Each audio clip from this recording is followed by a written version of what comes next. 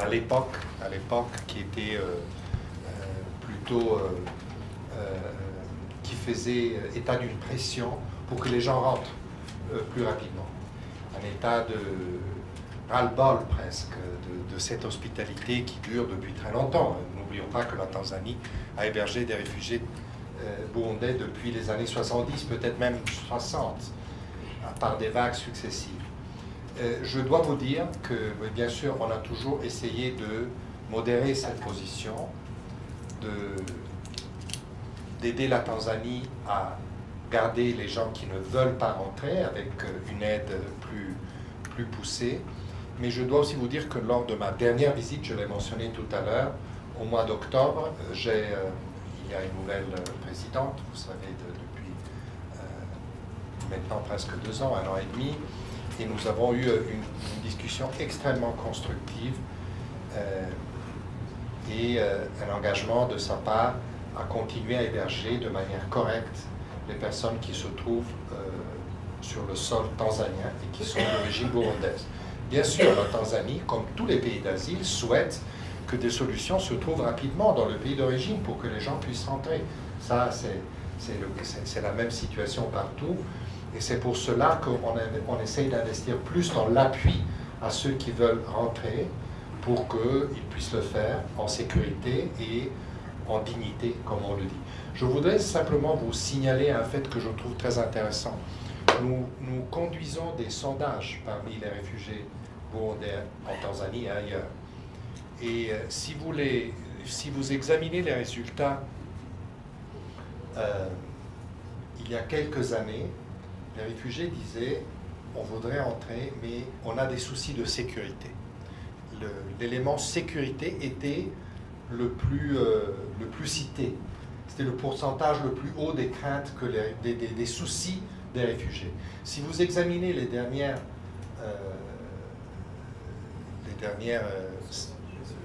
sondages qu'on a conduits, c'est plutôt des soucis de genre économique. Si on rentre, on veut rentrer, mais est-ce qu'on va avoir un emploi? Est-ce qu'on va avoir accès à la terre? Est-ce qu'on va récupérer notre maison? Donc, c'est des soucis sérieux, mais c'est des soucis qu'on peut essayer d'aborder plus facilement. La sécurité est due au conflit et à la tension. Les soucis économiques, c'est des soucis qu'avec un appui bien ciblé,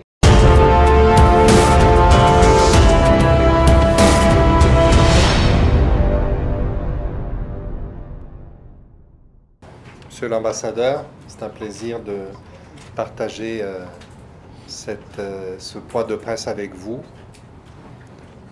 qui représentait une institution, l'Union européenne, qui est un des partenaires les plus étroits du HCR dans le monde, et certainement au Burundi aussi. Et je suis aussi content d'être avec Brigitte, qui vient d'arriver au Burundi comme nouvelle représentante. Donc, faites bien attention, c'est elle qui va nous représenter ici dans les prochaines années. Elle est une ancienne du Burundi, ayant été l'adjointe d'un ancien représentant. Elle est revenue ici maintenant dans ses nouvelles fonctions. Comme elle l'a dit, je suis ici pour une visite assez courte, mais intense, qui vient à sa conclusion demain matin. J'ai pu...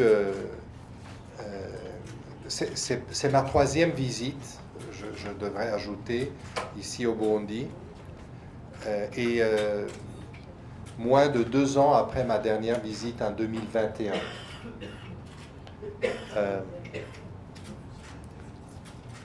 Comme Brigitte l'a dit, la visite d'aujourd'hui sur le terrain qu'on a fait à Cibitoke avec le ministre de l'Intérieur et l'ambassadeur illustre un petit peu, décrit un petit peu nos activités ici au Burundi, les activités du HCR, qui sont, comme vous le savez très bien, qui vont dans 2 directions. Premièrement, l'appui aux réfugiés burundais qui retournent dans le pays, et deuxièmement, l'appui à l'État burundais qui accueille des réfugiés des pays voisins et notamment en grande majorité des Congolais. Alors, pour ce qui est du premier volet, je voudrais vous rappeler que depuis le début de cette dernière opération de rapatriement que nous avons entamée dans la région, nous avons aidé 207 000, donc plus de 200 000 citoyens burundais à rentrer au pays. De la Tanzanie, du Rwanda, de l'Ouganda, du Kenya et d'autres pays, et du Congo et d'autres pays. Alors c'est une opération qui s'est déroulée relativement bien. Lors de ma dernière visite, j'avais accompagné même un convoi de réfugiés burundais qui revenaient du Rwanda.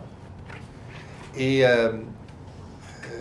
les défis de cette opération résident surtout dans les défis de la réintégration. Vous savez, les réfugiés burundais, une fois qu'ils rentrent au pays, ne sont plus des réfugiés, ils sont des rapatriés, ils sont des citoyens burundais comme les autres.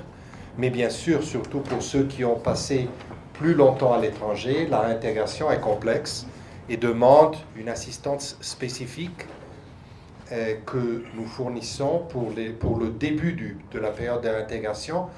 Ma visite aussi a été une occasion pour rappeler au gouvernement que c'est important d'inclure les rapatriés dans leurs programmes nationaux, que ce soit les services, les programmes de création d'emplois et autres, et de rappeler aussi aux bailleurs, à nos partenaires au développement, que c'est important d'inclure, de faire ce calcul supplémentaire. À part la population résidente, il y a la population qui rentre.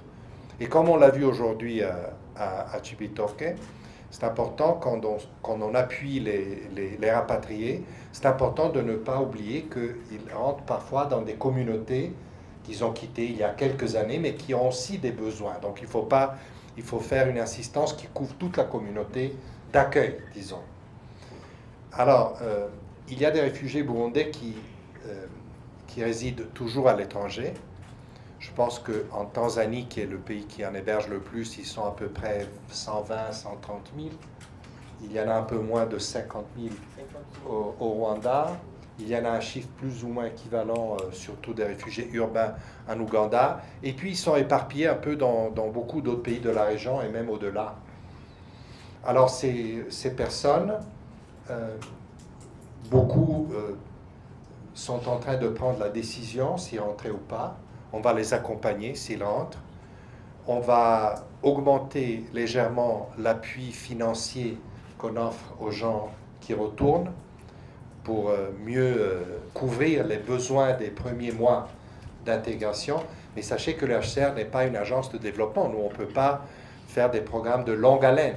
D'autres doivent prendre la relève et inclure les réfugiés, y compris des institutions comme la Banque mondiale, la Banque africaine de développement et autres, qu'on a rencontrées hier. Demain, je me rendrai avec mes collègues en Tanzanie.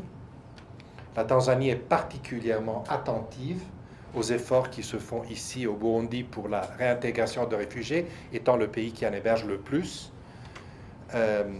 J'ai rencontré déjà la présidente de la Tanzanie il y a quelques mois, c'était le mois d'octobre.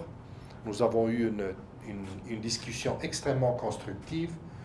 Elle m'a prié de considérer cette opération comme une priorité pour le HCR. C'est avec beaucoup de plaisir que j'ai accepté parce que, vous savez, nous vivons dans un monde où les solutions des conflits, les solutions des crises ne sont pas nombreuses. Donc, nous profitons de la fenêtre qui s'est ouverte dans ce pays avec une progressive stabilisation. C'est un processus encore en cours, bien sûr, mais dans une direction positive pour appuyer le retour des personnes. Je voudrais aussi dire quelques mots des réfugiés qu'on a visités aujourd'hui dans le centre de transit près de la frontière congolaise. Comme vous le savez, le Burundi héberge à peu près 90 000 réfugiés congolais dans 5 camps. Et les arrivées, on l'a constaté aujourd'hui, on a posé des questions, c'est pas des niveaux d'urgence, mais c'est constant. Et ceci est dû essentiellement à la situation très complexe et malheureusement très critique qui prévaut dans l'est du Congo. Et je crains qu'on n'ait pas sorti de cette crise, donc les pays voisins doivent toujours être préparés à recevoir plus de réfugiés, même si j'espère que ça ne sera pas des nombres trop catastrophiques, au contraire. Cela dit, le Burundi, je veux applaudir sa générosité. Finalement, un pays qui a beaucoup de défis, qui lutte contre la pauvreté, qui sort d'une période de crise, de plusieurs périodes de crise. Garder ses frontières ouvertes, ce n'est pas tous les pays qui le font. Je veux vraiment apprécier cette ouverture, mais également, on demande à nos bailleurs. L'Union européenne est un bailleur fidèle et un partenaire très loyal. Je fais appel à d'autres aussi pour suivre l'exemple. On va écouter plus de l'appui qu'il nous donne dans quelques minutes de l'ambassadeur, mais je voudrais faire appel aussi aux autres bailleurs pour que également ils nous soutiennent plus. La compétition, j'utilise ce mot entre guillemets, des autres crises de l'Ukraine, de la Corne de l'Afrique et ailleurs, sont dures pour les opérations ici dans l'Afrique centrale qui souvent souffrent de sous-financement. Donc ma venue ici est aussi un appel à ne pas oublier ces crises, même si elles sont frustrantes, longues, complexes à résoudre, mais important de penser toujours aux conséquences humaines de ces crises. Je conclus simplement pour vous dire aussi que j'ai eu l'honneur ce matin, le privilège de rencontrer le président de la République, en plus des réunions que j'ai tenues avec les ministres des Affaires étrangères et de l'Intérieur. Et tout d'abord, j'ai dit au président de la République que c'était encourageant de voir le président d'un pays qui était autrefois un pays en crise, être aussi devenu un leader dans la région qui encourage à la paix dans d'autres pays. C'est important parce que toutes ces crises sont, comme vous le savez très bien, liées entre elles. Donc, avoir une approche régionale pour les résoudre est très important. Et très important aussi de mon point de vue, qui est un point de vue humanitaire, parce que si on stabilise, le plus on stabilise, le moins on aura de réfugiés et de déplacés dans la région et dans le monde. Voilà donc l'importance de ces efforts politiques aussi pour obtenir, pour changer le cap, pour changer la direction dans l'est de la RDC vers une stabilité majeure. On est loin de là, mais hélas, nous avons des opérations, vous le savez très bien, dans le nord, dans le sud Kivu, qui sont des opérations parfois dangereuses et difficiles pour essayer d'aider les personnes déplacées en particulier. Mais on va continuer à le faire si on a l'espace pour le faire. Mais on espère vivement que les efforts de paix vont bouger dans la bonne direction. Voilà ce que je voulais partager avec vous, mes impressions, vous le voyez, de ces 2 jours ici.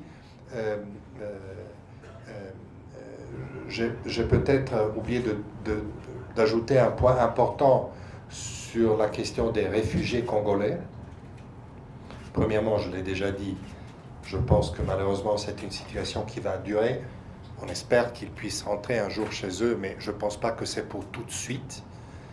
Et le conseil qu'on a donné aux autorités, c'est tout en respectant les soucis de sécurité qui sont les leurs, de considérer aussi une certaine flexibilité par rapport, par exemple, à l'accès à des petites activités génératrices de revenus pour les réfugiés, étant donné que sinon, ils vont dépendre beaucoup de l'aide humanitaire. Et l'aide humanitaire est difficile à soutenir pendant beaucoup d'années.